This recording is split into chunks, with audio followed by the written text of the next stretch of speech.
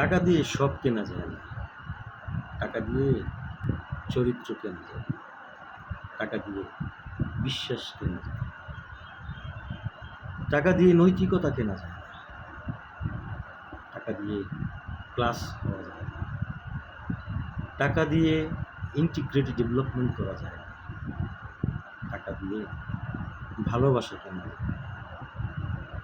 সুতরাং টাকার পেছনে না ছুটে আমরা সময়ের পেছনে ছুটি, সঠিক। জীবনের পেছনে ছুটি। এই কথাগুলো আমার না, এই কথাগুলো বলেছেন প্রয়াত ঢাকা সিটি কর্পোরেশনের উত্তর সিটি কর্পোরেশনের মেয়র জনাব আনিসুল হক। কিন্তু আসলেই কি টাকা ছাড়া জীবন চলে?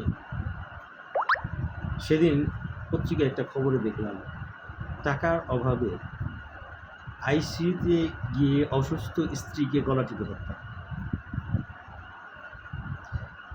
এখানে টাকার প্রয়োজনীয়তা কতটুকু সেটা একমাত্র সেই স্বামী অনুধাবন করতে পারে। আর তাই তো তাকে আইসিইউতে গিয়ে অসুস্থ স্ত্রীকে হত্যা করতে হয়।